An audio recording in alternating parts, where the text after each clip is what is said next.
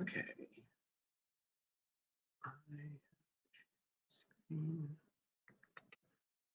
Colleen, if you can hear me, I think you have to allow me to share my screen. Yes, sorry. Perfect, no problem. Perfect. Okay. Show my screen. Is it up, Colleen? Yes. Okay. Hello, everyone. Welcome to the first part in a webinar series sponsored by Biogen. Thanks to them, they were going to help support our ALS Canada Research Forum that we do every year, and as a result of the pandemic, we were unable to run that forum, and they very generously have decided to switch that into another educational opportunity, which allowed us the potential to do this webinar series. So a shout out to Biogen Canada for that wonderful support. So thank you all for joining us today.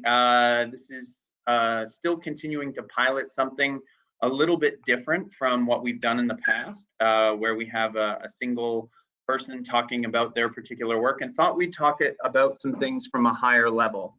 And in this case, taking things sort of from discovery all the way through to the clinic in a 5-part series. Now, if you're out there listening and you don't know me, my name is David Taylor. I'm the Vice President of Research for the ALS Society of Canada, and I'm probably not the #1 person who should be moderating these types of discussions. So anyone else wants to take on that kind of idea, please go for it. I just am very fortunate in my position to, as an ALS nerd, to also have a lot of great relationships built over the years that, well, hopefully I don't burn through this through these discussion panels. So the idea here was really to talk at a higher level about some of the key questions in ALS, and just to see if we can have a good chat, and hopefully it's very interesting for those who are listening. So without further ado, I'm going to stop sharing my screen, and I hope all of you now can see our distinguished panel members. Currently, I think we're just waiting for Alex Parker to come back. He was here, but something happened, as we all know. Heck, just happens that way. But thankfully, we're going to start and go through this alphabetically with Dr. Gary Armstrong, who is an assistant professor at McGill University Montreal Neurological Institute and a zebrafish expert. Previously worked for Mel Robertson, I believe. I'm glad, I guess, that you're in zebrafish and maybe didn't do a locust model of ALS. I think that was another thing working there. And then moved to Pierre Drapeau's lab, where he really established himself in the ALS field. Hey, Gary. Thanks for joining us. Good to see you, Dave. Good to see you, Dave. Good to see you, Nicholas and Daniela. Nice to meet you, Daniela. I don't think we've ever met before, but it's very nice to meet you. I like the idea of these long form, almost kind of podcast discussions.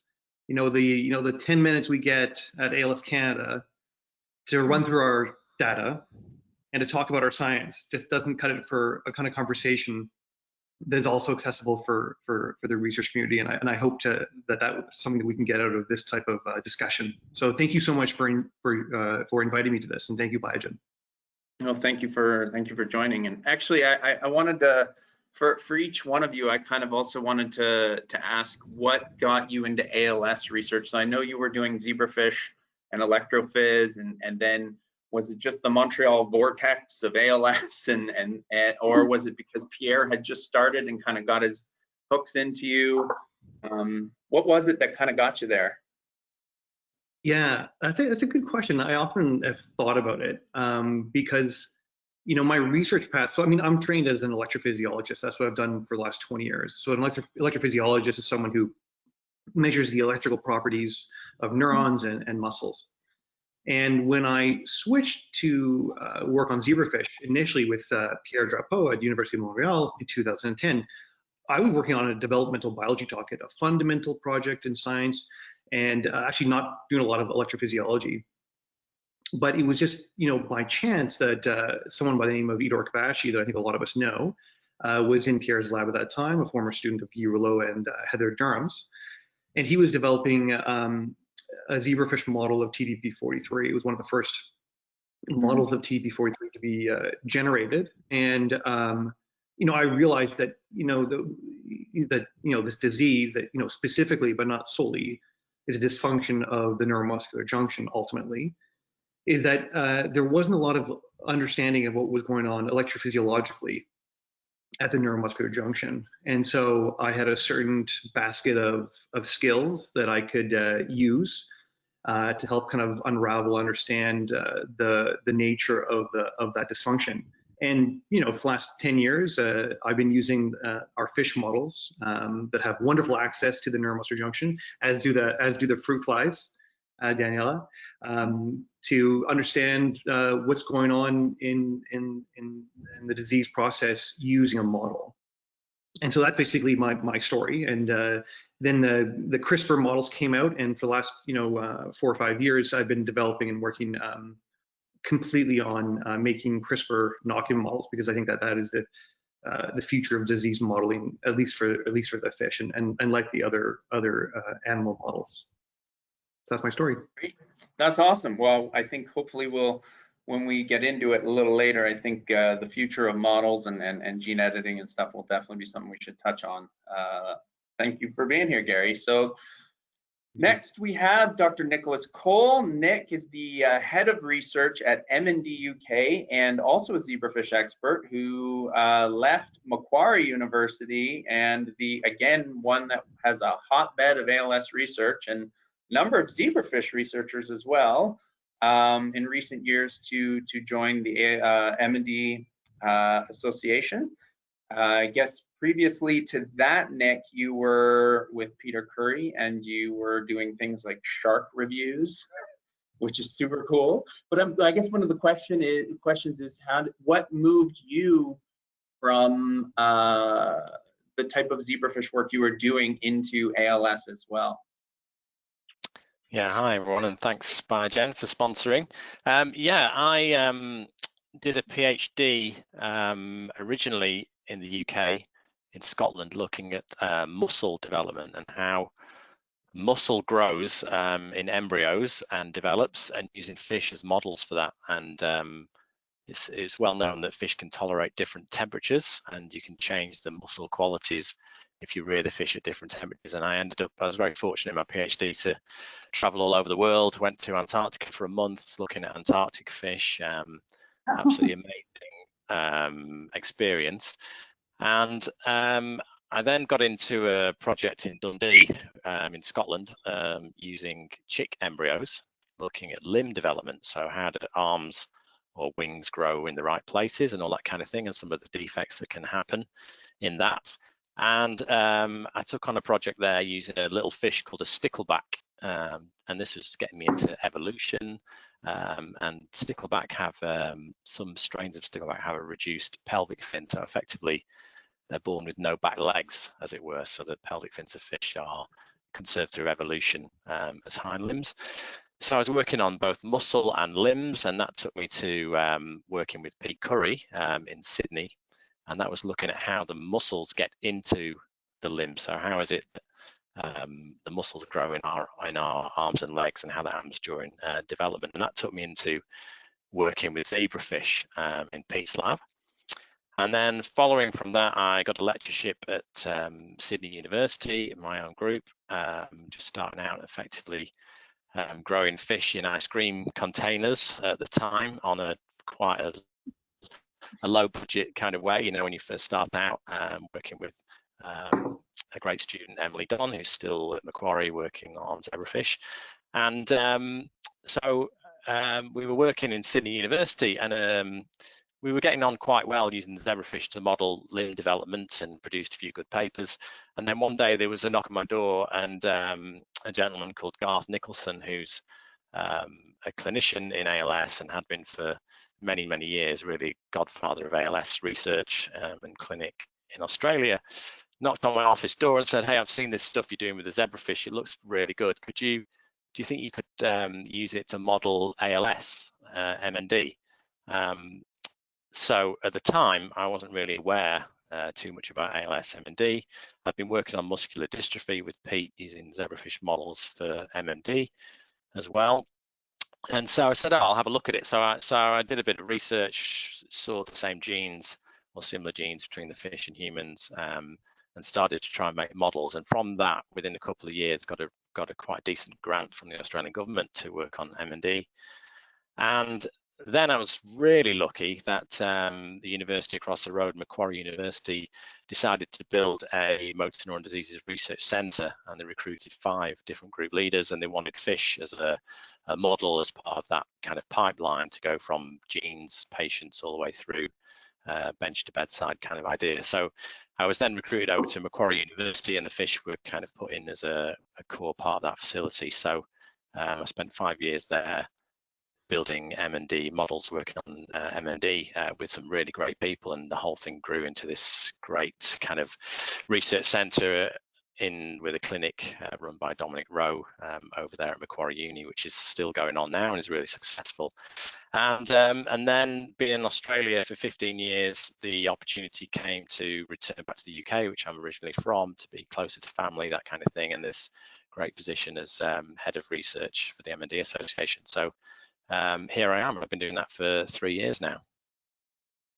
Great, thanks, Nick. And it's definitely, you couldn't have been roped into the M&D world more than, I guess, the position you're in now, because it's full force immersion at this point. So thank you for being here. Pleasure. And so I think Alex is possibly having some technical difficulties. He's been dropping off and on. So we're going to move to Dr. Daniela Zarnescu, a professor at the University of Arizona, longtime Drosophila researcher who now works a lot on ALS. Thanks, we're very fortunate for that. Previously at Penn State and then Emory with Stephen Warren, I believe, and then now has a fly to human strategy that seems like we've done a good job of pulling you into the ALS field from other ones. What got you into ALS? Was it just the Arizona hotbed that's now there with the Bob Bowsers and the Rita Sattlers and the Jeremy Scheffners, or was it the Fragile X connection to TDP43? So it's breaking up a little bit. I couldn't quite hear the last part. Oh, I was just wondering what got you connected into. Do you mind repeating the last world? question? It broke. Oh, okay. I was just wondering what got you into the ALS world. Was it the researchers in ALS that are there at the ones at the Barrow and University of Arizona, or was it the Fragile X and TDP43? Yeah.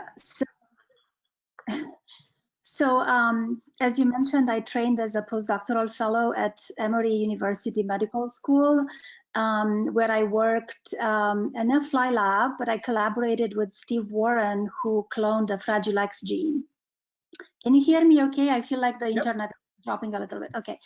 So these two, Steve Warren and my PI, Kevin Moses, who actually spent some time at the Wellcome Trust a few years back, they convinced me to get into disease modeling using flies. And I started making fly models of Fragile X syndrome, which is caused by mutations in an RNA binding protein called FMRP. So I developed these models and this research program that I took with me to University of Arizona, where I began using flies to study RNA binding proteins, RNA processing in the nervous system. And then one day I also got a knock on my door from the chair of neurology in the medical school here. In 2008, actually, when Edward Kabashi and others have identified and have reported mutations in TDP43. So having done some work on RNA binding proteins and RNA biology in the nervous system and disease modeling in flies, they tried to convince me to build a fly model of ALS based on TDP43.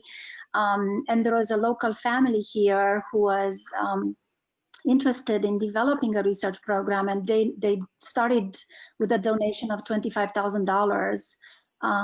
And then that's how I got started in modeling ALS. With TDP43 as my main focus, I tried really hard to stay away from C9 and other models, but it's really hard. So I sort of got pulled into everything I do in TDP43. We also validate in C9 models or SOD1 models. We made some ourselves, but we also collaborate with many others in the field and use models developed by others, including a CRISPR model of flies based on TDP43. So that's how I got into this. And the human component comes through my colleagues at the Barrow Neurological Institute, which is about an hour and a half away north of Tucson, where University of Arizona is.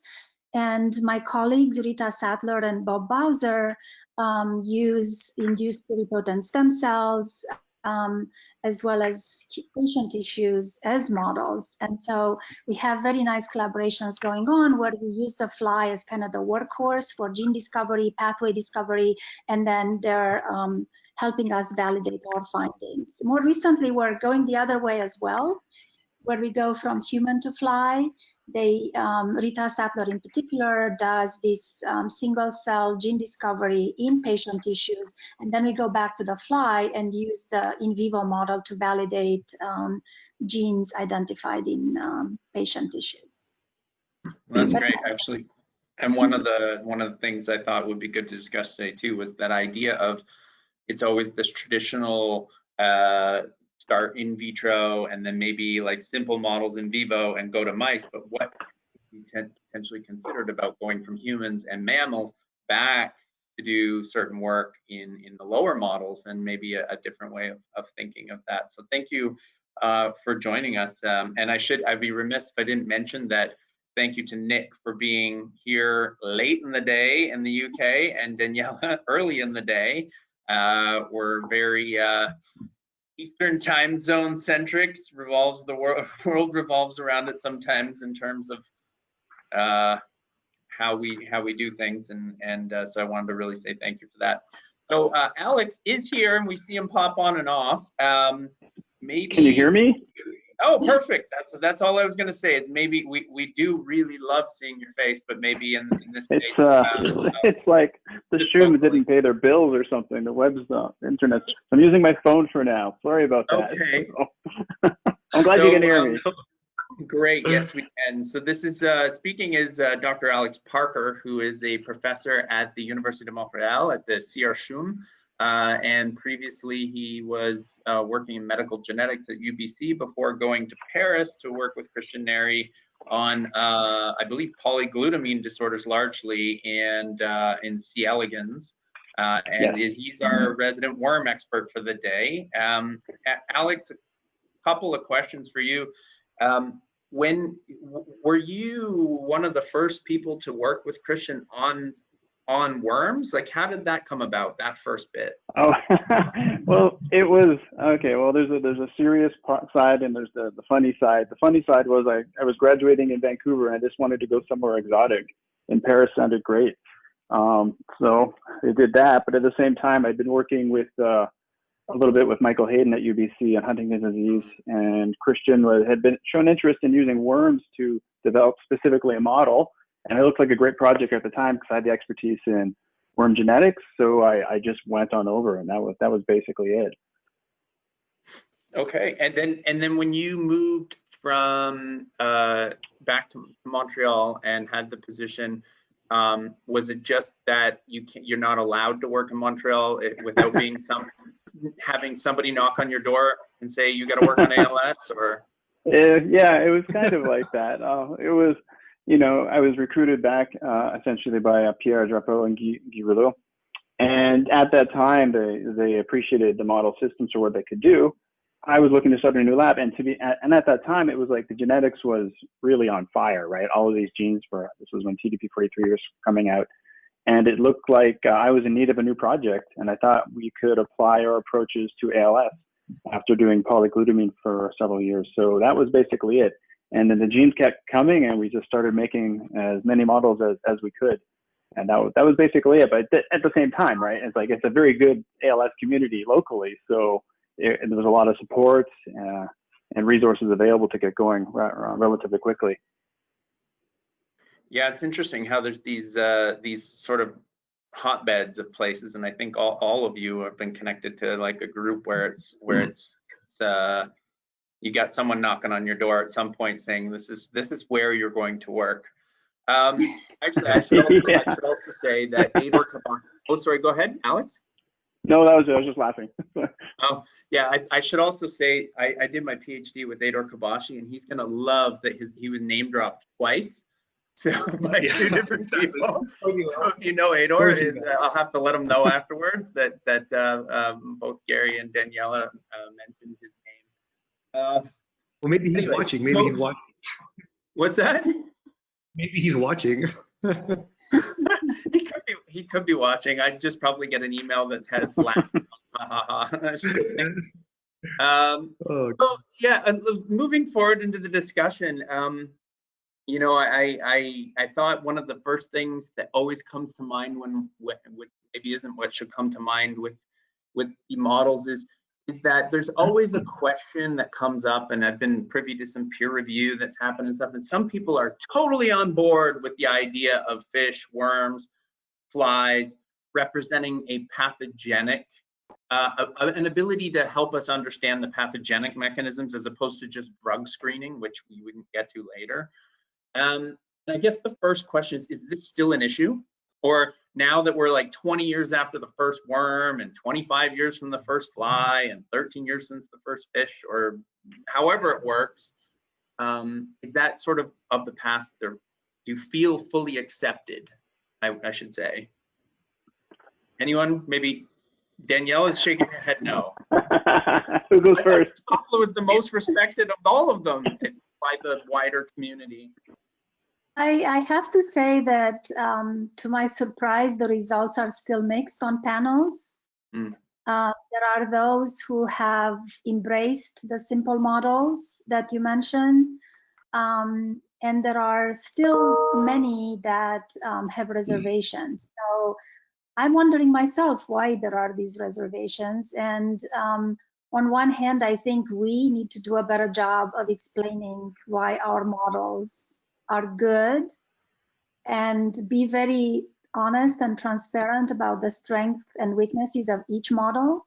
And I think this will help. You know, maybe some people are afraid of the fact that some may say this particular model is the best. There is no best model. I think we have to be cognizant and honest about the strengths and weaknesses of each model. And actually, in my capacity as professor in molecular and cellular biology at U of A, I've developed a course for senior undergrads and master students that talks about strengths and weaknesses and modeling disease in all these different models. So I feel like we need to do a better job of explaining how our models can help understand disease mechanisms and how can they be best used, and also acknowledge their weaknesses.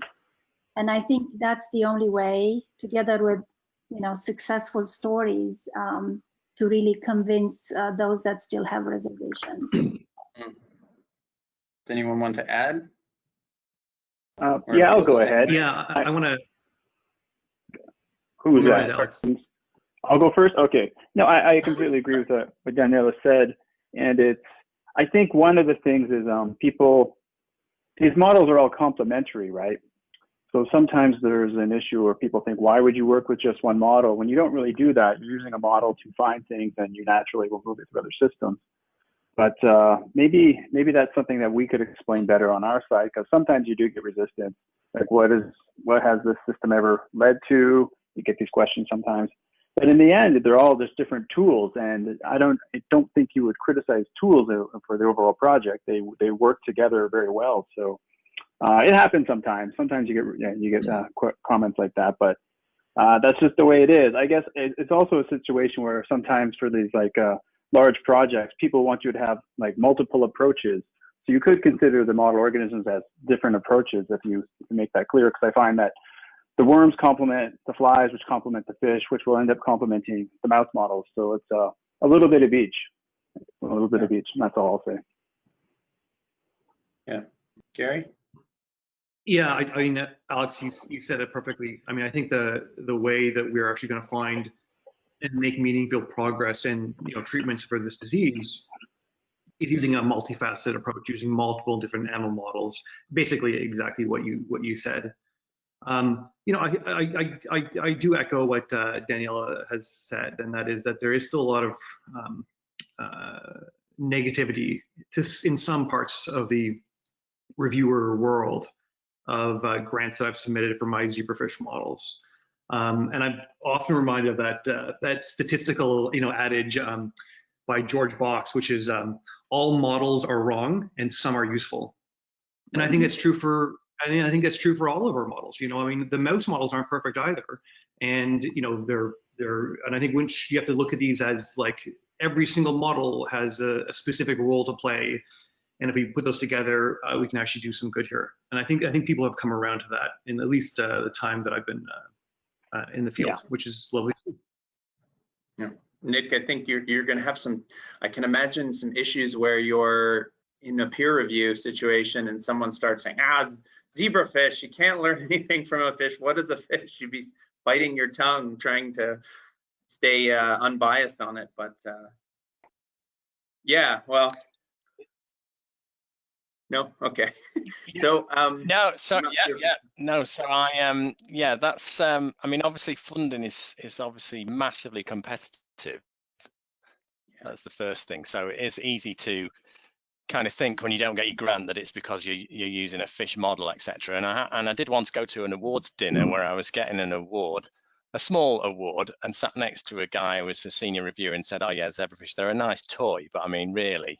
And I was pretty flabbergasted by that as a comment, but really, I think the key to it is to understand, as you've said, that all models have their advantages, and the zebrafish and fly and sea avians as well have got these incredible uses as a tool. And I think more and more people understand that now. I think in the old a few years ago was probably not people weren't quite as knowledgeable about what is possible to achieve with them. And so I think it's not such a big concern. I'd say it's the competition side, but I would say that there's two aspects to this. One would be that if you can collaborate and get as other people involved in your applications as possible, so you're coming at it from multiple approaches, that's really advantageous. And the translational aspect, you know, things can't always be translational, but depending where you're applying for the funding, you know, there's going to be more or less slant on the human angle, and we all kind of understand that and realize that's how these things need to be kind of pitched, I suppose. So it just depends on what you're doing, but I think certainly the collaboration side and trying to bring in as many of the models as possible is the way to go. Yeah, you know, the other so actually, oh, sorry, go ahead, Gary. Yeah.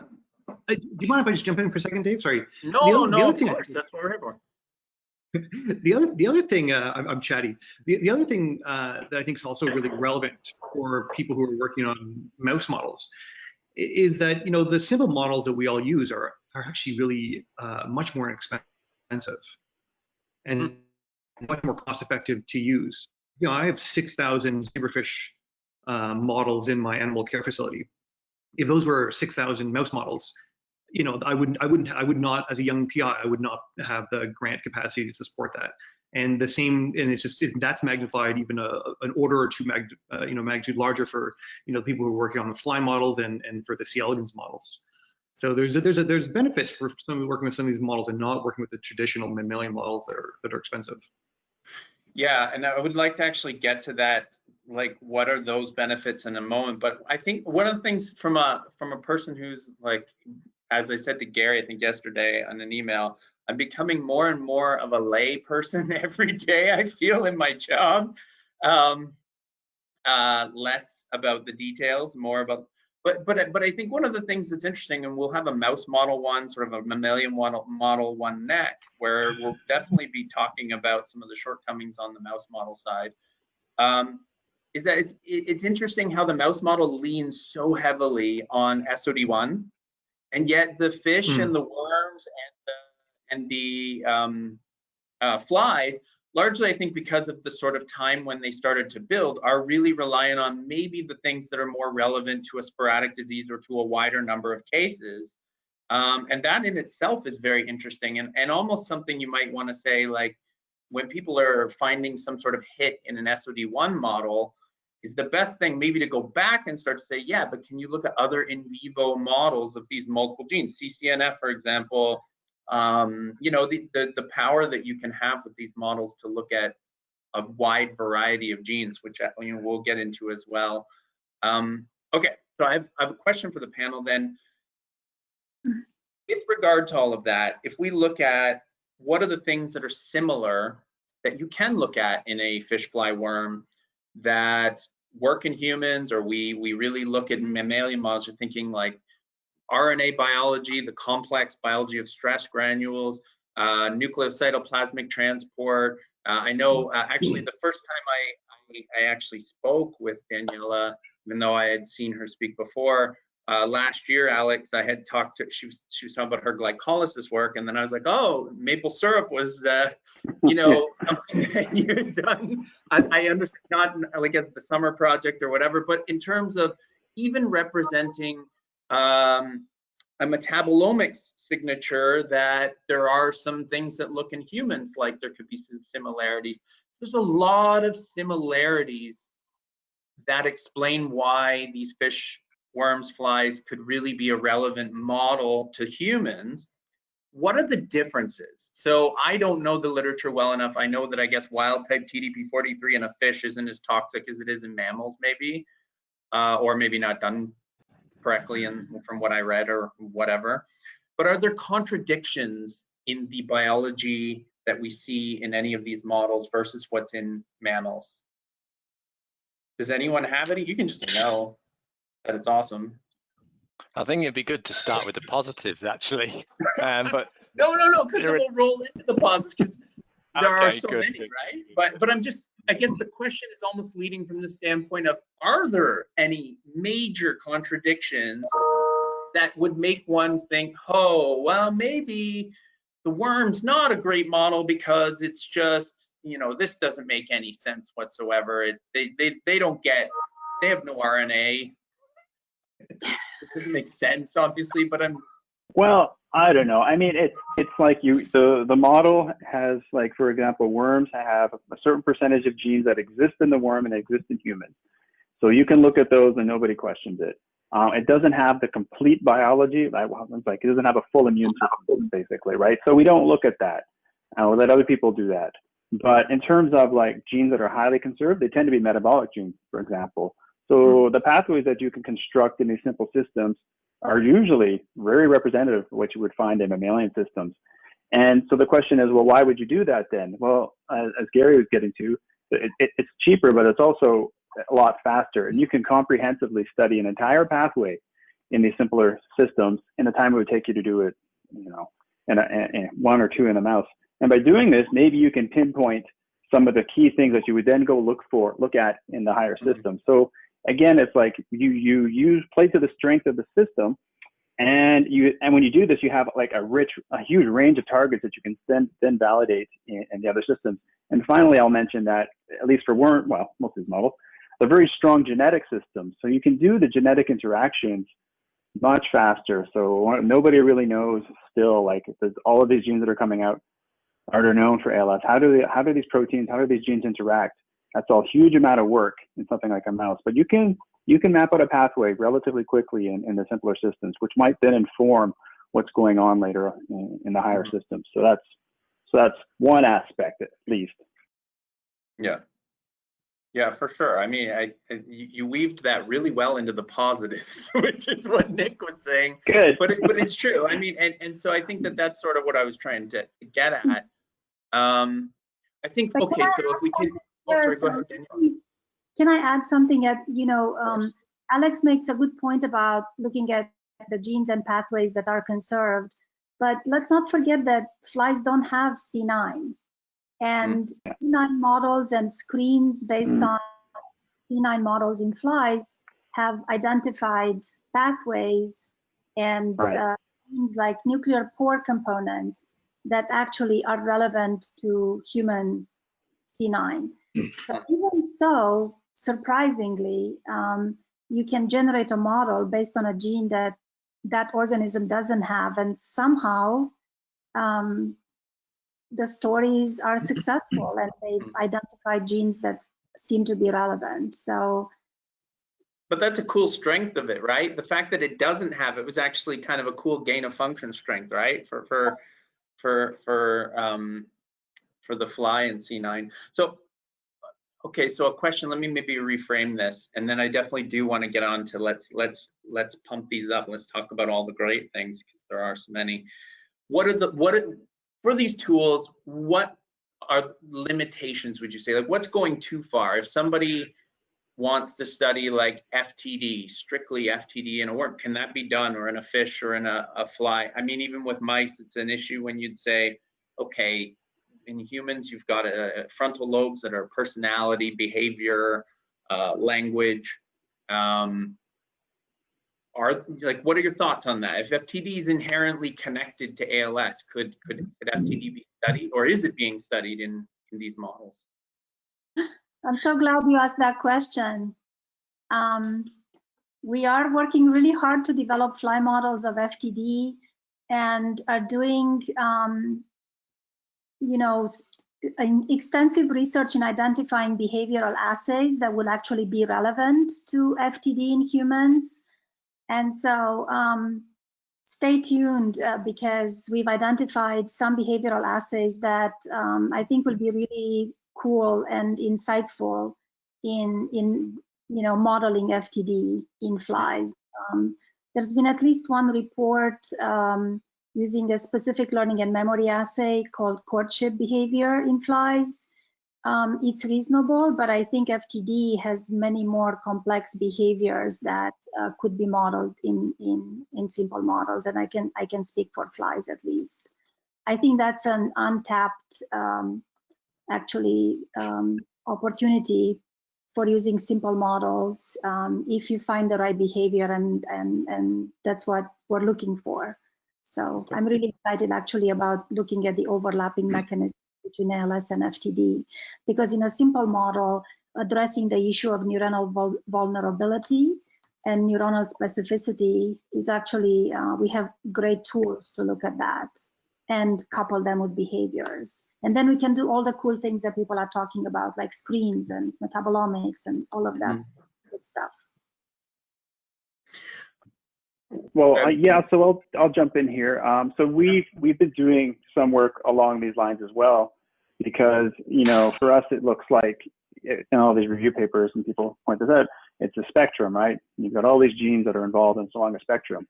Well, we have a genetic system, so we've been collecting as many mutants or strains as possible and looking for interactions.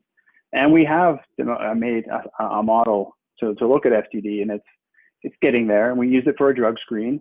But it's looking at phenotypes that the worms show. It's not necessarily learning or behavior or stuff, because those do exist. Those tests do exist in worms. We just never got around to it. We've been looking at other phenotypes that are that you can use easily in the worms. And we've built a story and a pathway and a drug. A couple drugs have come out of this. So then what we would like to do is then go to other models and see how well these mechanisms are conserved, especially for like behaviors which are like more bona fide type of FTD behaviors. So that's our contribution. Again, it starts with the genetics, and this kind of feeds into a question later on, I think, is well, what are you looking for? And it's like, well, with a worm, we just want a phenotype, right? We can't be picky all the time. We want something we can work with. And I think it's somewhat dangerous to say this phenotype correlates directly with what you see in patients. I'm like, no, it's a genetic system. You have a phenotype, you can work with it. And then how it's going to look in another model, how it's going to look. So we use it as a tool. So as I said earlier, but we're looking at FTD as well. Okay. Anyone in fish doing it? I mean, it's probably out there, and I didn't see it in the literature because There are learning models that people use widely in the fish community at the adult stages, but also at the larval stages. I mean, fish have an impressive repertoire of behaviors. When they are scared, they're going to shoal together. They can memorize maze patterns to get to food sources. So they do exhibit behaviors that one could quantify. The problem with the fish, and I'm going to acknowledge it right here, is that you have to have these big buckets, tanks of water. You can only maybe have one animal at a time in a big team maze. It kind of gets down to like what you can do with a limited mouse.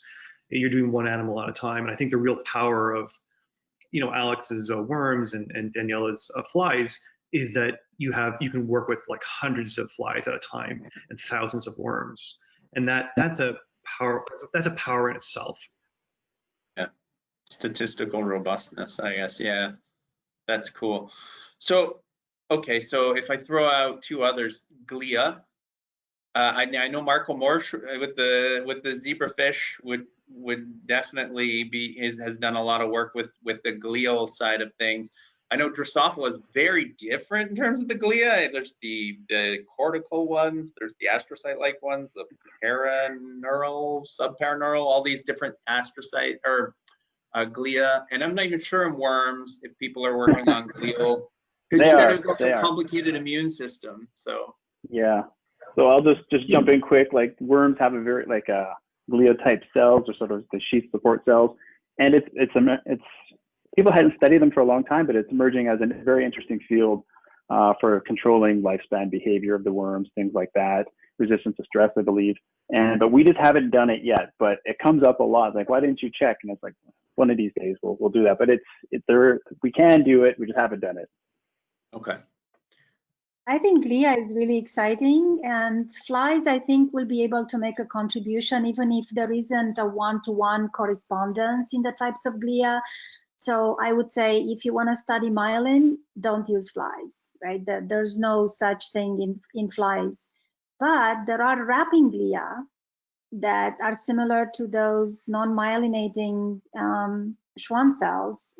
So I think there are things that you can look at and you can study with the understanding of the limitations that the system has, and then collaborate with others that can and help dissect those things that are more directly relevant to the human types.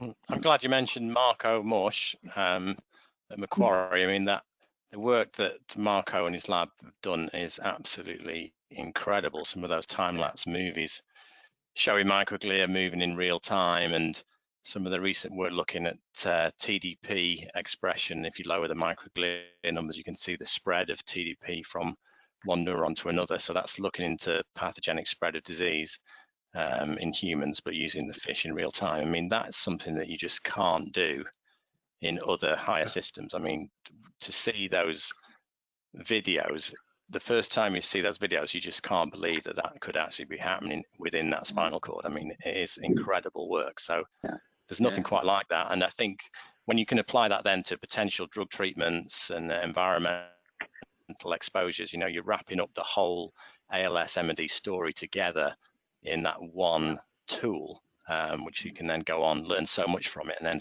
then go on to test that in other systems. So yeah, that's a incredible power of the fish, and yeah. The incredible power of the fish. This should be a talk. That's the title, or a paper. Gary, there's your next review article. So okay, so one last one, and then let's move on from it. Gut-brain axis. So right now it's a hot topic. I guess it's been a hot topic for a while, but I think with the recent Kevin Eggen work and the C9 knockouts that have had the very interesting data around environment, but also with related to gut-brain. And I know that Alex, you've been doing some probiotic stuff as well. And what's the sort of idea or the potential for these models to work with respect to like gut bacteria microbiome? Well, I'll start just quickly, so I think like this is obviously, I don't know if you call it emerging, it's like a hot field, right? And I think the one thing that is very interesting is that I guess the microbiome in general can give you two things. It might be able to explain some of the differences in like disease onset, progression, and whatnot. And at the same time, once you identify those mechanisms, you can turn around and try and turn this into a therapeutic somehow. But like one of the roadblocks is probably trying to identify which of these bacteria are implicated. So then there's a role you can turn to the model organisms, which are highly adaptable to screening. If you can set up a proper if you have a good ALS model or microbiome system, this allows you to screen through all these different bacteria and hopefully identify a few which are protective or making things worse. Then you would go back up and test these in other models as well. So I think it's an interesting field, but there's a lot of room here because there's so much stuff that's not known, and people have to sift through these thousands and thousands of microorganisms, and the model organisms can definitely play a role here. And we've been doing this. Got a story, hopefully we'll talk about, published soon, about doing just this approach, using our ALS models to screen probiotics. We found some that work well, and then we used the power of genetics in the worm to hone in on the mechanism. And then once you have that, we went to, we used the FCD1 mouse model, because that's what you start with basically. And we looked for mechanisms that were identified in the worms to see if they're there, as well with some patient tissue. And so this is an example of something starting with the model organism, getting close to the mechanism, and use the complementary approaches of the other systems to move it in a translational approach. So, but I think there's lots of room here. There's lots of room here. Anyone else? Move on. Okay. Well, I'll just point out. As we all know, 85% of the ALS cases that come to our clinicians, friends, we don't know the cause for them, and so it's very conceivable that there are environmental factors that are clearly contributing to this disease. And it's, the gut-brain axis is clearly an implicated source. I have colleagues that work on the Parkinson's gut-brain axis disease pathology, Heidi McBride. She's done a lot of work on that. It makes sense that there could be a link to a similar type of phenomenon occurring in the ALS disease state. Okay. So we can get on a little bit to some drug screening stuff, future models, etc. I'm gonna throw this out there real quick. Cheaper, high statistical power, some transparency to some of these models, high throughput, obviously, potential for drug screening. Throw out me some more key messages of why these are awesome. Well, the communities, the ALS community is very interested in ASOs. That's the hot topic right now. Sure. I just want to remind anyone who's listening here that the ASOs, the first version of those, thing called morpholinos, they've been used since the early 1980s in zebrafish. They were pioneered in the zebrafish. If you look at ASOs, morpholinos, they're well used in the fish, and so that is a technology that my lab is starting to tinker with, because there's a lot of new iterations of this technology and new applications, and that's super exciting. The ones for the base editing forms of ASOs, that's the future of the tool. Sure, and this is Biogen sponsored, but they didn't tell you to say that at all. No, but I'm totally kidding. And hey, shout out also to Drosophila for being a confirmation of the Aaron Gittler yeast work for Taxon 2, which is a new ASO trial as well. So that's exciting. Anything else? That was a good one. Okay, so what if we get on to drug screening, the potential for these models, because obviously beyond the pathogenic mechanisms that they can help us to understand, they're obviously fantastic for potential high throughput screening of drugs. So in terms of ones that have promising potential, I know that they're, okay, so actually let me start with this. When drug screening happens in these models, one of the questions that I've always had is, do you use positive controls for the models? So we now know Riluzole from a recent paper from Niels, real world data, seems to be more effective in humans than we thought originally. I guess Edaravone would be one that's maybe of interest. And then, well, I won't say it yet because obviously we don't know anything about it, but there was recent data saying in a phase 2 trial that the ER stress, the combination of my apologies, TUDCA and sodium phenylbutyrate may have slowed progression in humans. And then you've got in the worms and fish, the salubrinol, the guanabens, the phenazines, I think also sort of around that pathway. You know, where do you all see in terms of, I guess TRVA 242, and then Daniela, you've got the TRD01 that you've screened, and the pancrease inhibitors, all of these things. What do you think are the most exciting things that are currently coming from these models and being elevated towards clinical trial, or at least in the right direction? Oh boy. Sorry. Well, I can answer the first one easily. The first one about, do we use positive controls? Back in the day when we did our first screen, we didn't. We were just trying to figure out how to do the drug screening.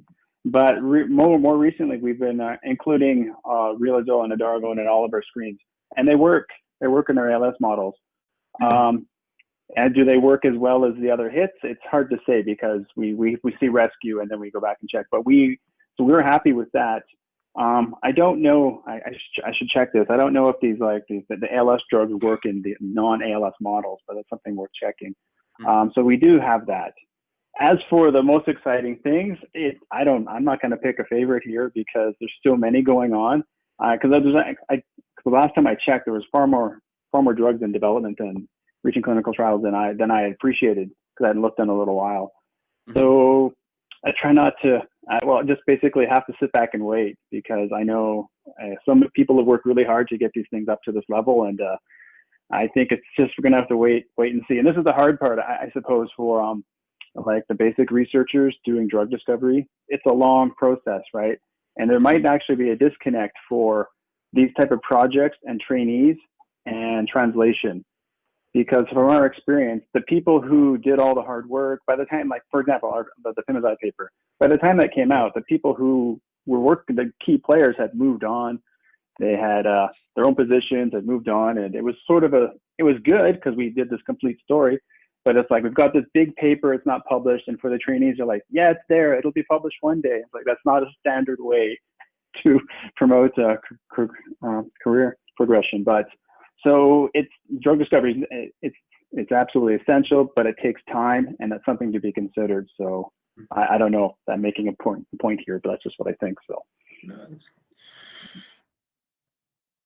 If I can go next. So we also initially just tried to figure out how to do a drug screen, and we've taken multiple approaches.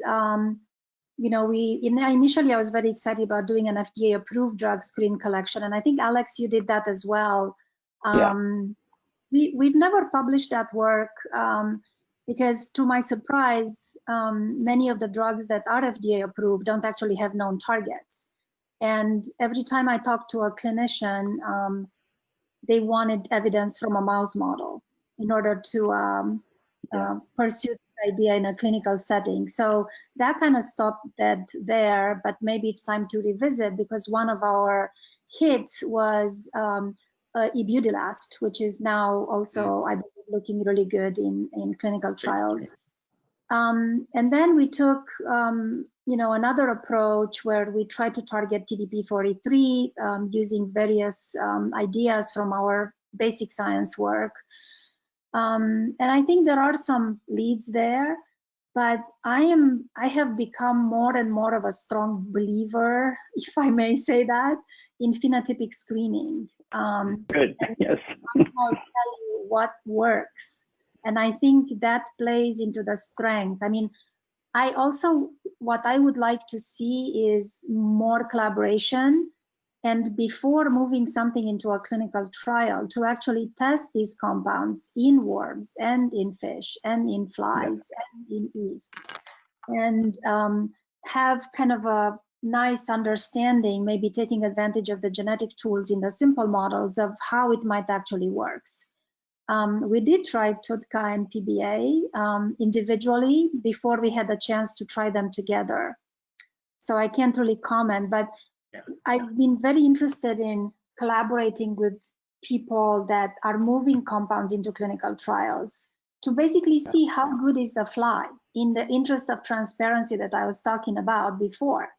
is the fly really a good model?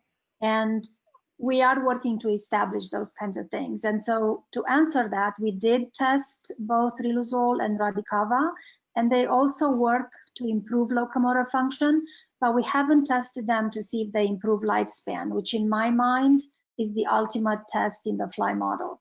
Many things will make locomotor function better, but increasing lifespan, I think it's a high bar. And I would like to be able to do that, and I don't have an answer for that yet. And I also would agree that there's lots of exciting things in the pipeline, and I'm really curious to see which one will pan out, especially from the platform trials. Mm-hmm. Yeah. So okay, let's turn that around a little bit. What about negative controls? So given that these are supposed to be models of, well, they are models of the disease, not necessarily, but with the idea that a drug screen could eventually have value in a human. And we have a lot of failed trials in ALS. Some maybe we missed a few things with clinical trial design in the far past, but ultimately there's some pretty solid failures. And one would think that in a drug screen, you might have an opportunity there to use that as something that shows that the model's not going to have false positives. Is that something that's ever considered, or? Yeah, I guess. We take a look. I mean, I guess you could go back and look at everything that didn't work. That's one thing. But I mean, just haven't really done that. But I just know sort of this anecdotal stuff that we used to use lithium a lot for our polyglutamine models. And I think I used it right at the beginning to just out of curiosity for our first TDP-43 model, and it worked fine.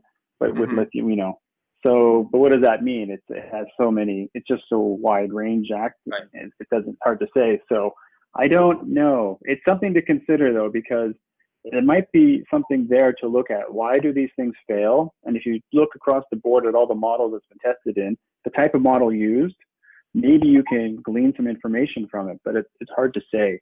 And I agree with Daniela. Like I'm a huge proponent of phenotype-based screening, because I think it's very powerful, because you basically, the organism tells you if it's doing well or not, and then it's up to you to find the mechanism. But most likely there's not just one mechanism, right? There's several that are being hit. And then you need these several systems to complement each other, the worms, the flies, the fish, etc., because you can then piece out the mechanism. And it takes some time, but then if you can do that, even if there's multiple mechanisms, then you might be able to satisfy some of the clinicians who are like, what's the mechanism? Because they always want that. But I think it might be a case where some of these drugs are active because they have multiple mechanisms, but that's a hard sell. People don't, that's just the way it is right now. So, yeah. That's actually a really nice segue into the genetic piece, but I'm going to actually back us up for one quick second on that. And that is another thing that I've always found very interesting is, when you go to a meeting now, especially like an ALS focused meeting, I think about something like the Packard meeting, where it's just endless numbers of really promising hits that are coming out that could be potential therapeutic targets. And all of the things that come out in the literature. Is there ever an idea or a possibility where a platform, or what are the thoughts around like a platform of development where all of these things then get validated back in a list of lower models? And then if something of that were to happen, like how many models do you think you would need to validate? Let's say you did a worm, fish, and a fly on something that was found in a G93A, and you start to build up this list of these potential therapeutics. Yeah, and I don't even really, I don't know if there's a question in there other than, I know Alex, you have Modelis, which is a company that's designed to do sort of this exact thing, like build a pipeline out. Is it something in ALS that you think we could ever really achieve, where it's like you go back from the mouse or an iPS neuron or something, and say, let's do a huge in vivo screen on a platform type style? I think that, like, I'm a fan of that approach. Oh, sorry, cut out there. Okay, sorry. So yeah, I see what you're saying, and I agree, because I think it would be extremely powerful, and there's enough people and enough models now that you could do something like this specifically for ALS. And I don't think it'd be as expensive as people would think, because a lot of the development of the models is already there. So that type of thing, of course, I'm interested in that type of thing. It would be, and you might be able to set up a basic pipeline approach as well, where you would start with the simpler things, maybe yeast to flies, and you would funnel the compounds down through activity, so you don't need to do them all at the same time, right? So things that are working in, say, maybe the yeast or the fly model, then you'll talk to Gary and test this in the fish. And then from there, these molecules that are showing consistent activity, I don't have a metric for this, but I believe it's more biologically relevant. It's something that's working in multiple systems on a mechanism affecting motor neuron degeneration. Perhaps then those are the compounds that you could then go onto a mouse level. And just, there's so many things out there. This would be a way to provide a relatively quick and inexpensive way to move it to the next level. So, but this would require like some kind of team grant, dedicated funding. But maybe the time is right for that. Maybe the time is right because we're at a point where people have accrued so much data on all these models, and there seems to be a collaborative spirit that people would want to do this. So that's something that should be investigated. Should be. I guess we should do it, right? We should do it. Take a look and see what kind of opportunities are available. So that's something I'm interested in for sure. Dave, can I ask you a question? Yeah. What is the current status? I mean, I feel like I'm actually slightly embarrassed. I don't know this, but amongst the patients in Canada who have ALS, are they all able to get onto drug trials, or are some of them not able to? Like, I'm just curious. Sorry, can you say it again? Many aren't. Many are not. So there's still considerable room to bring new drugs to the clinic. There's room for a lot of reasons. One is clinic capacity, because there isn't enough coordinator time to be able to bring it to enough trials to certain sites, and human resource is an issue. But in terms of the patients, many will not meet inclusion criteria. There's a drive even more and more to have more narrow inclusion criteria to try to get successful drugs through. And there's always a question about narrow versus wider criteria. But you'll find that a lot of people, for example, that start with bulbar ALS may not meet criteria for slow vital capacity to get on a trial. And then that, they have limited options. So it's limited options in Canada and other countries, if you're not in the US to some extent, for opportunities to begin with. And then the second, which we are second or third most in the world behind UK. And so we're very, very lucky, let me say that. But on the same hand, from a patient standpoint, it's often quite difficult, and especially if you're a rapid progressor, to get into trials. It's very difficult. Yeah. So there's a lot of work on the clinical side for sure. Yeah. Okay, so I'm also mindful. Oh, sorry, go ahead. I would just, my rationale and my thought process was, I mean, the 3,000 ALS cases in Canada that we have currently, or there around. I would, I would not want to find ourselves in a position where there are so many different kind of clinical trials that are being held back because we don't have the patients. So it sounds like that's not the case, but it's a small population that would want to be on clinical trials too. Right. I think there's definitely still room left, but I think there definitely at some point can be a capacity issue. I think we'll see that with some of the genetic ones for sure. With the rare genetic forms. Okay, so I would like to move on to just a couple of things because we're getting lower on time. I will also make a shout out. Oh, sorry, Daniela. I just want to add one thing. I think one is that many labs working with model organisms would be interested in participating in a pipeline like that if there was an infrastructure and a funding mechanism for it. And I also want to point out that one of the powers of our systems is that we can do cocktails. So just like TODCA and PBA were initially tried in cells and then move forward, it's relatively easy in model system to try combinations because most likely it's not just one pathway, it's not just one target. There are multiple things and that can be easily figured out in a simple model. That's a great point. That's the future of treatment, right? So I think that that's actually going to be really interesting when you start to see the potential for synergistic effects versus complementary effects of drugs that get marketed for ALS, and whether or not these models can can serve a value for that. And actually, we should also shout out, because we keep saying you keep talking about going up to mice, and I know that that's one of the things, but there's more and more stuff that's actually going from fish to humans, I think, as well. Like as the vertebrate model, I know that Prime sees something in ALS, and Pimazide obviously went from fish to human before, and for things that are already considered fairly safe. But so yeah, the mouse people are going to have to do in the next webinar, they're going to have to really hold up their end of the bargain there in terms of making sure there's the strong value. So I really wanted to I wanted to do a couple of things. One is the genetic piece. I want to ask a question. Okay, two questions. I'll narrow this down to 2 questions. What is the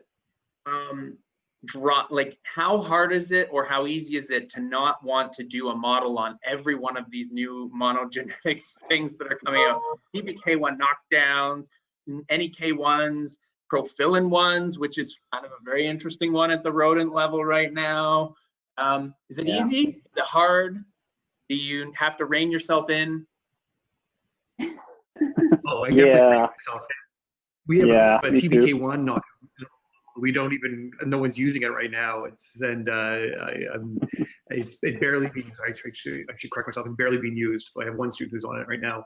But there's so many different. I mean, every time there's a new fantastic genetic discovery, I mean, we just start drooling over it. We just want to make models, because it's clearly, every time we study these, we examine them, and we bring to bear our extensive repertoire of research skills, we all feel we're getting closer to the nature of the disease. And I can't help it. But you have to be reasonable. Well, Nick did CCNF, I think, after the discovery. Ian Blair had the discovery, and then Zebrafish was soon after by Nick, who I think dropped off the call. So that's, I guess, another example of like new. Sorry, go ahead, Alex. I think you were going to say something. No, I agree with Gary. These days, we have to be pragmatic. You can't do everything. Yeah. And there was a time there where well, let me put it this way. Like we would take a look at, because we're lucky with a large collection of pre-existing mutants, right? And if the genetics line up and something's available, we'll get it and we'll take a look. And if there's something there, then we'll use it. If not, then no. And so sometimes if it works, then we'll put it in our back pocket and maybe we'll work on it at some point. But there's a lot to look at, and even the model organisms can't move that fast unless it was a dedicated program to model all these things one after another. But that doesn't exist. It's sort of just ad hoc by individual labs, by who's there, how much money they can put towards it in time, and things come out over time. But yeah, every time a gene comes out, I go look and I spend a half hour thinking about it and making a little model, and then I'm like, well, one day, and then we'll see. So you guys you're all sitting on some things that you're just like, they're just brewing, but you're not, there's magical fish and worms and flies sitting in incubators in different places. Danielle, you were saying you got pulled into C9. Are you going to get pulled in other things, or are you sticking to TDP43? I think I'm sticking with TDP43 for the discovery work that we do, just because I think it takes, at least for the size of my lab, it takes that much to develop that expertise. But then I'm really interested in testing what we find in TDP43 in other models. And I echo what Gary and Alex said about this temptation to make every model, for every new exciting gene that's out there. But as they also said, you have to be pragmatic, because most often time, by the time the gene is published, someone is making a model. So you have to be careful, I think, about how you dilute yourself versus staying focused and productive. Yeah, and can I just say that? Oh. I was going to say that's why collaboration is so important. Being able to comfortably share information and models for publication. Right. Yeah, I was also going to say that TDP43 keeps everyone busy anyway, because it's not like it made it very easy for everyone, right? It's why can't we get? I mean, ALS just couldn't figure out simple ones. It's all as every process that you're interested in, it will be linked. Yeah. Okay, so from that, let's jump off that for a second. Then I want to spend the last 10 minutes or 15 minutes just on the future of these. Okay, so I know Alex, specifically when you did the alpha-1 knockout, you also did a combination with TDP43 and FUS mutants, and you see the genetic interaction piece. And I know that had been alluded to earlier. Is there also a big temptation and potentially a niche in the field to be making models where you've got, I don't know, I'm going to throw out like an ANCSA 11 model combined with some sort of like microtubule model, like a tuba4A or a profilin 1, be able to see whether these are in the same pathway or whether they're in different pathways, because you have the capability to make genetic models that. Yeah. So we do, yes, because I like this approach, which is a genetic approach. I'm comfortable with it, and we do this. We combine certain things over the years when some projects are more complete versus others. For example, something that's relatively mature I can talk about is like we've started looking at the role of progranulin in all these pathways and TDP and FUS and back and forth across the spectrum. We get some interesting results there. But yeah, I mean, because that's the one big question is, right, so many of these genes have been identified and they're causative, or whatever percentage, but what is the contribution of these other genes over the lifespan of an organism? Nobody really knows, but this is the type of stuff that we can do. So, but then again, you have to like, what do you start with? You need to make a short list of your favorite candidates and do stuff like that. But TDP makes sense. It's something right at the center, and it'd be very interesting to see what it interacts with, when and who's first and who's last, and what phenotypes. You get readouts for movement, lifespan, or neurodegeneration. Do they all work? Are they consistent or not? So yeah, I like this approach, and oftentimes it's just a matter of having the right student who's interested in this as well, because not everybody is, you know. Right. But I think that's a huge area of which is underused right now. And funding. Yeah, yes, goes without saying. That thing. Anyone else? Zebrafish, flies, multiple genetics. We've done a little bit of this as well. I think it plays to the strength of the fly, just as it does in worms, as Alex mentioned. I have to say the results are not always easy to interpret. Oftentimes when you put two bad things together, it doesn't, you know, it just gets worse and it's hard to interpret. So you have to think a little bit creatively around the type of genetics that you want to do.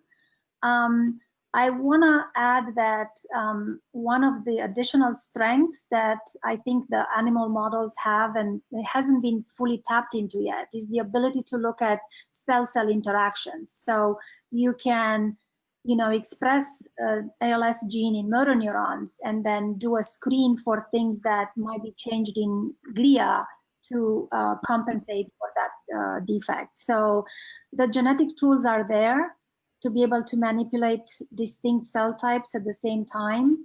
And I think that's going to be also interesting to do in the future, and it's an untapped potential of the animal models. Yeah, can I add something? So something I don't know if this is going to come up, but it's in terms of the state of the models. Like we have models now, do we want to make new ones? Do they need to be replaced? And there's something to be said there, because there was a huge wave of developing, at least for us, I can speak about this, transgenic models, right? And these are the first ones. That was the technology at the time, and we use them for many things. But we've since moved on to, you know, single copy or gene edited or things like that. And what's interesting is that you don't necessarily see the same phenotypes. And I guess in retrospect, this is expected. So what do you do then? Like, which is the better model? And I think, again, it's a pragmatic type of thing. I think a lot of the time for these like worms or flies, for example, they don't live very long. So you need to actually push the expression a little bit to see a phenotype in a manageable amount of time that you can use. But you do have to account that that might be not completely physiologically relevant, the protein load or the gene expression load. So the development of these other models, which show more subtle phenotypes, like CRISPR-Cas9 modified TDP, for example, you see phenotypes just not as strong. So it's not as good for screening, but it's good for characterization and follow-up. So something that works in the multi-copy, for example, does it work in this? And at the same time, you see the phenotypes are different because we Just for example, in our worms, we see a different pattern of motor neuron degeneration in the overexpressors versus the single copy or gene edited ones. So what does that mean? This is something that's I think most people working with model organisms are aware of this, and they're making new models all the time. So we have a collection, and they have different uses, I think. Yeah. Actually, can I add something here? Sure. Please, Sorry. Danielle, go ahead. I was going to say that just to follow up on this point, I think this is really important as the technologies advance, new models are emerging. So we've spent quite a bit of time comparing our overexpression model that we made over 10 years ago with the tools that were at the time with a CRISPR TDP43 model made by David Morton's lab at Oregon Health. And it's really interesting. The phenotypes are obviously much milder with the CRISPR model, but in the end, they're similar. They just appear much later. So that gives me a lot of confidence that it's okay to do the discovery work with our overexpression model because it has phenotypes. But then the follow-up and validation in the CRISPR models, it's really, really important, I think. Gary, you're doing a lot of CRISPR work and seeing some interesting stuff in fish. Care to comment? But I just think it's the future. You know, I mean, you can take the CRISPR-Cas9 technology and you can make the analogous mutation that a patient who comes into a clinic has in your fly, in your worm, in your fish, in your mouse model. I mean, they're even going to be doing it in marmosets soon too, not for ALS, but for other diseases, obviously. But with that, you can study, you know, some of the fundamental questions of like the genetics of the disease. Is there haploinsufficiency? Is it a dominant negative? Is it purely dominant disease? You can kind of do these genetic studies in an appropriate way that was done like 30 years ago by the early geneticists who were asking these questions. And on top of that too, I mean, as I kind of alluded to earlier on, you know, for the genetic models. So for instance, my lab, we have a fish model of the most common TDP43 mutation. It's the A382T TDP43 protein variant.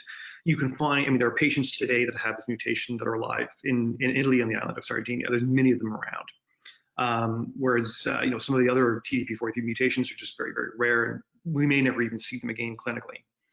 And, you know, with these known genetic mutations that occur in some of these patients, you know, it sets the stage to develop genetic tools where you can go in and try to correct that mutation, not necessarily at the DNA level, but maybe at the RNA level.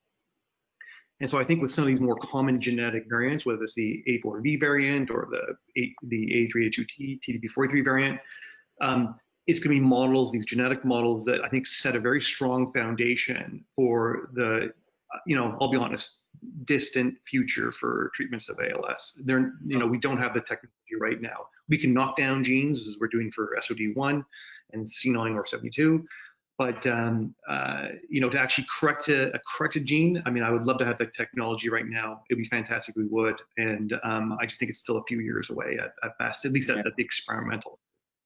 Sure. So thinking about that possibility to have such powerful tools for genetic editing, for any kind of genetic changes, thinking about sporadic ALS, thinking about as we learn more from whole genome sequencing about multi-gene effects, multi-gene interactions, the idea of wanting to humanize things more so you would have potential regulator genes combined with a certain genetic form or repressors or all of these different things, or even just the heterogeneity of ALS. Is there a place for these in the future to be powerful models for that type of stuff as well? Tough question, or yeah. Well, that's the point, right? We're having the tough questions, but I mean, something to think about, right? Because I think even with mice, one of the things that's interesting is they're all inbred, right? And now there's some talk about whether we should be doing some sort of outbred mice that have more heterogeneity, which would obviously be tough in terms of statistical numbers, but more mimic what's happening in the heterogeneity of the ALS population. So thinking about, yeah, please. So actually, one of the things that has become possible in the fly world is to use this natural variant collection it's almost like doing GWAS studies in flies, where I think it will become possible to introduce these natural variants in the context of genetic models, and that should give us clues as to what pathways and networks might be important in influencing that particular. And also, maybe this is naive, but in the end, whether it's sporadic or familial, it all looks the same in a patient. I mean, the end result. Maybe that's too much, but to say, but in the end, there is motor neuron degeneration, synaptic failure, and reduced lifespan that's common across. So I think that can be modeled in all of these genetic models that we have. Right.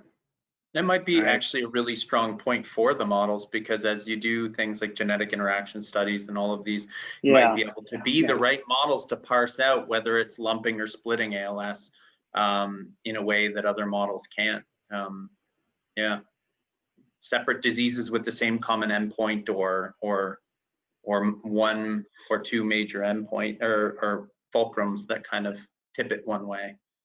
Okay, so I have a couple of quick questions, very quick before we end. There was like 90 minutes. That it goes so fast, and I appreciate your time. I didn't scratch the surface of some of the questions I wanted to ask. Gary, were you gonna say something? Oh, no? I can't believe the time flew by. I know. Well, that's good. Like, I'm glad. Two quick questions. One is, Nick, I don't know if you're there. If you're not there, then I'm asking the question. I don't think so. I think I am here. Oh, you think you are here? Okay. Good. I couldn't see your camera, so I wasn't sure. Question. Yeah. In your role now, you were a zebrafish researcher.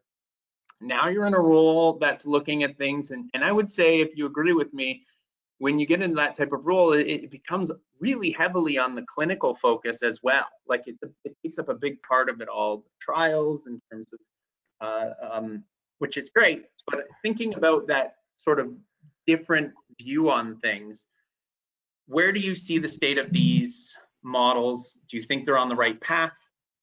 Do you think we need to focus more on them? Yeah, well, I think from the M&D Association grant situation, we sort of split into four kind of themes, and discovering therapeutics is one of them. And so yeah, I now that I'm not a researcher looking down a microscope, you get that overview of all of the different types of grants and the applications that are out there. And as I said at the beginning, it's really competitive, but there's certainly no one said, oh, let's not fund any of this research, because any of this, using these animals, fish, etc. Because how else are you going to discover how this is happening in the whole organism? You've got your iPSCs, so your cell culture models, which are great and tell us lots of things and are amazing technologies. But as we've already alluded to, combining all these tools together is really essential, because M&D ALS is such a difficult disease to study and to understand what's going on in the biology, and there's a lot of heterogeneity. So you really, really need all of these things together to carry on and this work to be funded. So yeah, I think there's definitely still a place for it, and the funding for these projects will definitely continue. Great. Yeah, I mean, I think you've all made a really strong case for it evolving and continuing to push forward as strong key members. And then we have to not just be mouse focused, but how can we use these models to do all of the things that are required to get us through human trials. So okay, so with that, I've got one last thing, which is, are you all open? I know you can't collaborate with everybody, but you're open to anyone that's listening or may see this or whatever that they have an interesting hit in their cells or in their mouse, or they're interested in, or even want to know some mechanisms, maybe an electrophysiology mechanism or something like that. You're all open for collaboration. Reach out just to get some ideas. Absolutely. If anyone wants to reach me, they most certainly can. And I just want to say thanks, Dave, for hosting this. And thanks to ALS Canada, all the fantastic work that you've done for the wonderful ALS Canada community that we have. And if there are any patients or family members affected who are listening to this, I just want to say thank you for the courage that you guys bring to the life that you have right now. So thank you very much. That's a really nice thing to say. I don't remember what I was going to say. I was going to say something about Bacteria collaboration, but I've forgotten. But yes, good to know. Please, let's keep this stuff going. Thank you all. You've been so generous with your time today. I really appreciate it. And thanks for kicking off this webinar series with us. Again, this is sponsored by Biogen, so we're really appreciative to them. And I look forward to hopefully seeing all of you on a stage someday soon, and then a little chat at a coffee break afterwards, and none of this virtual completely for the rest of time thing. So yeah, thank you all. Really a good opportunity to mention the symposium, virtual symposium. Yes, thank you for Nick. Thank you. We're just about, on the note of collaboration, we're just about to go live with registration, etc. So yeah, watch this space. It is happening. Virtual MND symposium this year. Yes, December. Please, everybody, stay tuned and look out for it. Register. It's going to be awesome. I've seen what the agenda is. It's amazing. It's going to be super cool. Great. And please join us if you enjoyed this, or tell other people about it.